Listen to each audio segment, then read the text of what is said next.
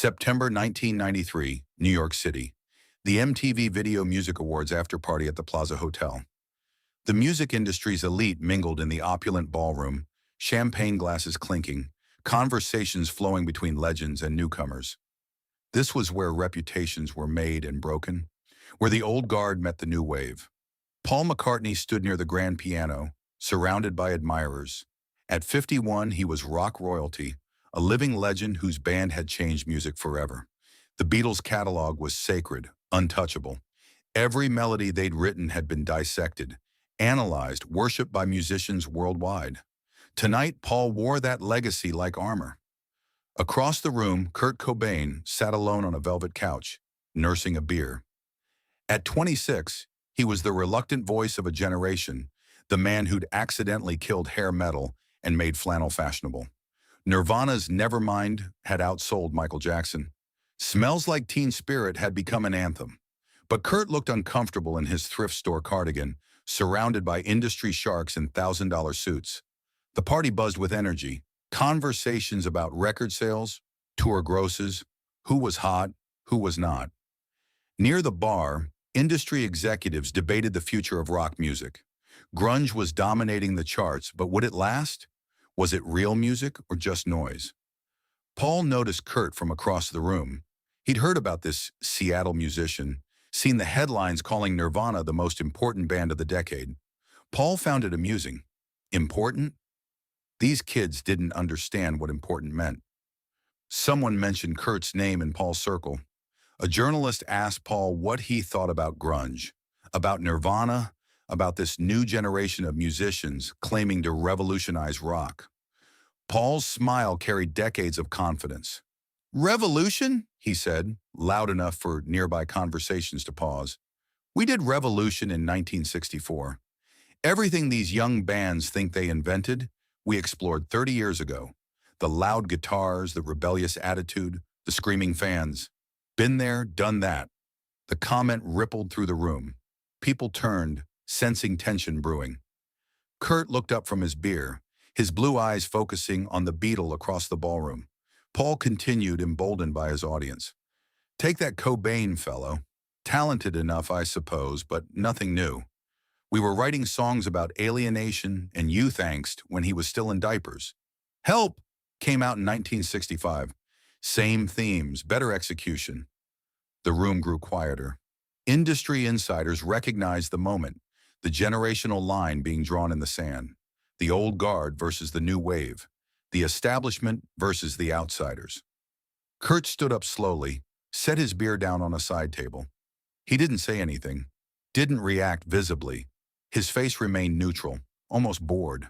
But something shifted in his posture, a subtle straightening that those who knew him recognized as dangerous. Paul, feeling the room's attention, pressed on. "I mean, Smells Like Teen Spirit? Catchy enough, but hardly groundbreaking. We were experimenting with feedback and distortion on I Feel Fine back in '64. Revolution in music requires innovation, not just volume." Kurt walked toward the piano. Not quickly, not aggressively. Just a quiet drift through the crowd, hands in his pockets, eyes downcast. The conversations around him faded as people noticed his movement. Paul watched him approach, unsure what to expect. Was this kid going to challenge him? Start an argument? Paul had faced down screaming fans, hostile journalists, industry critics. He wasn't intimidated by some grunge musician half his age. Kurt stopped about 10 feet from the piano. He looked at Paul, then at the instrument, then back at Paul. "Mind if I play something?" he asked, his voice barely above a whisper. Paul gestured toward the piano with theatrical generosity. "Be my guest. Let's see what the new generation has to offer."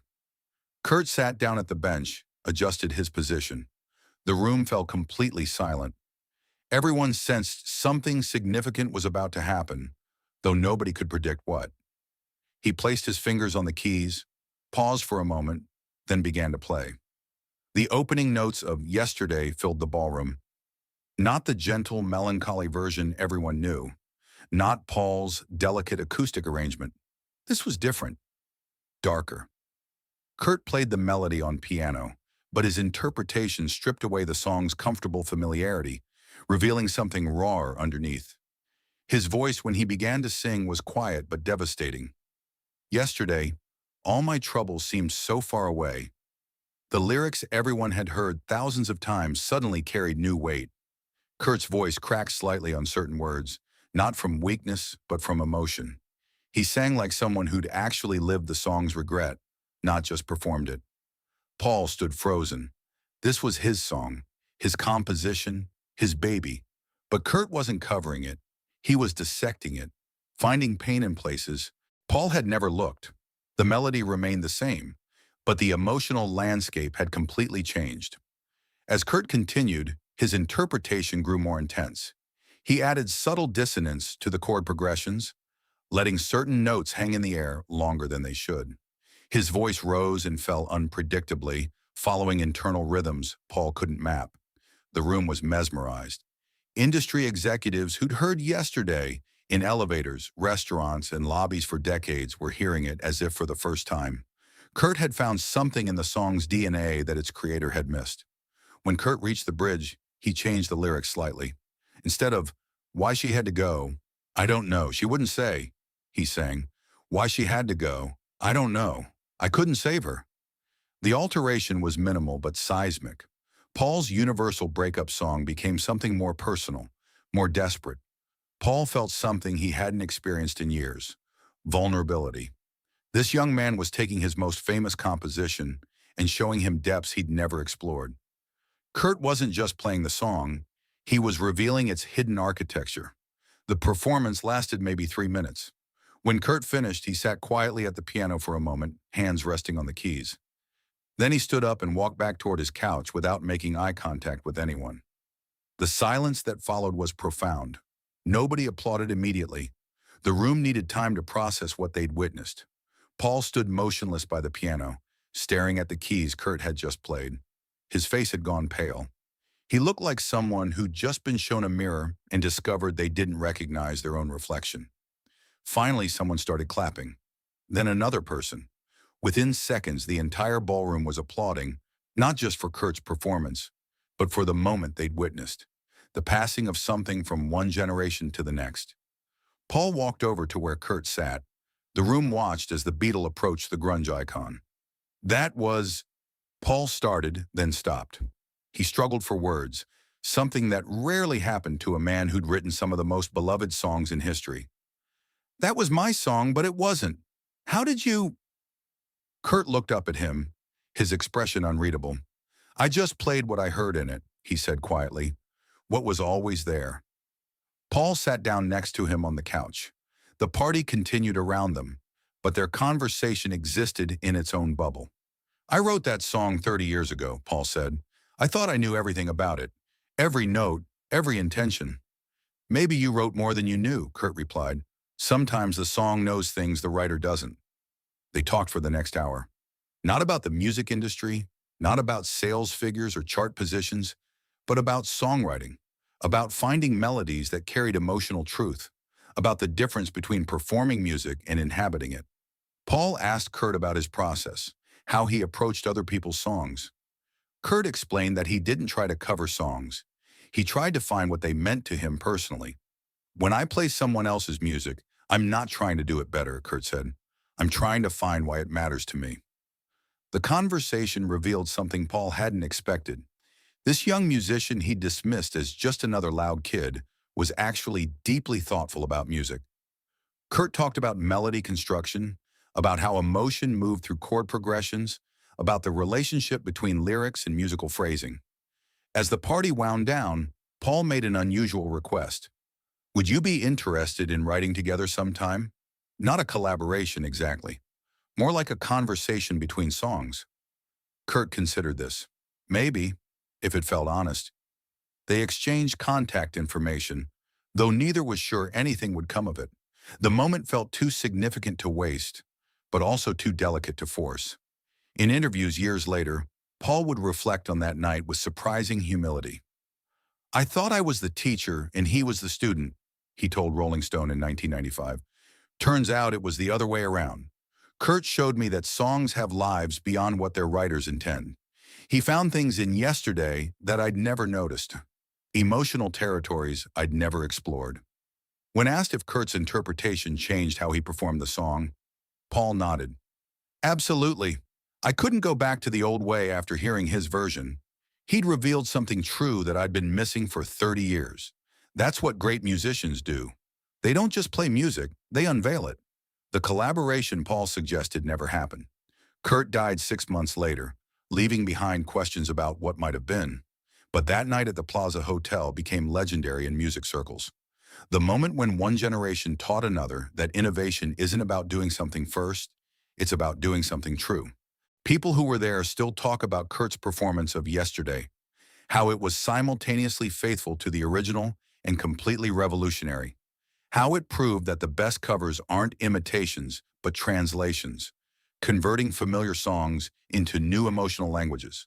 Paul McCartney had laughed at Kurt Cobain, dismissing him as just another loud kid playing music the Beatles had already perfected. Kurt's response wasn't an argument or a defense. It was 3 minutes at a piano, showing the legend that his own song contained universes he'd never visited. The encounter changed both men. Paul began approaching his classic songs with fresh curiosity, wondering what other secrets they might contain. During his 1993 tour, he performed Yesterday differently, with new vulnerability and more experimental phrasing. Band members noticed the change immediately. Kurt, for his part, gained confidence that his instincts were valid, that his emotional interpretation of music was not just noise, but a legitimate artistic voice. In his final interviews, he spoke about the importance of honesty in music, about finding personal truth within existing frameworks. The industry insiders who witnessed the performance carried the story through music circles like sacred gossip. Producers began seeking out artists who could bring similar emotional archaeology to classic songs. The incident influenced a generation of musicians to approach covers not as tributes, but as personal investigations. Music journalists who heard about the encounter spent months trying to verify details, interview witnesses, understand what had really happened. But those who were there seemed reluctant to discuss it, as if talking about it might diminish its power. It was one of those moments that music creates sometimes. A Warner Brothers executive who witnessed it explained years later, where time stops and everyone in the room understands they're seeing something that will matter later. You don't analyze it while it's happening. You just try to remember every detail. The story took on mythical proportions in music history. Some versions claimed Kurt made Paul cry. Others said Paul apologized publicly. The truth was quieter but more profound. Two generations of musicians discovered they had more in common than they'd thought. Kurt's performance that night became a template for how younger artists could honor their influences without copying them. Find the emotional core, make it personal, reveal something new while preserving what made the original great. The tragedy of Kurt's death 6 months later gave the encounter additional weight. Paul spoke at memorial services about their conversation that night, how Kurt had shown him that songs never stop growing. He was a teacher disguised as a student, Paul said. He taught me to listen to my own music with fresh ears. That night proved something important about music and generational change. The new doesn't replace the old by being louder or more aggressive. It honors the old by finding new truths within it, by showing that great songs are not museum pieces, but living documents that grow with each sincere interpretation. Kurt Cobain didn't try to compete with Paul McCartney's legacy that night. Instead, he showed that legacy was still growing, still revealing new meanings to those brave enough to listen deeply. And in doing so, he made the legend feel like a beginner again, discovering his own music for the first time. The lesson echoes beyond that ballroom, beyond that moment. True artistry isn't about being first or being loudest. It's about being honest, about finding your own relationship with beauty, about respecting what came before while refusing to be limited by it. Kurt showed Paul that Yesterday was bigger than either of them imagined, contained more possibilities than its creator had dreamed. And Paul, to his eternal credit, was wise enough to listen, humble enough to learn from a voice he'd initially dismissed. In the decades since, the Plaza Hotel encounter has been cited by musicologists as a perfect example of intergenerational artistic dialogue. Not competition, not replacement, but expansion. The old making room for the new honoring the old, both discovering they have more to learn than they thought.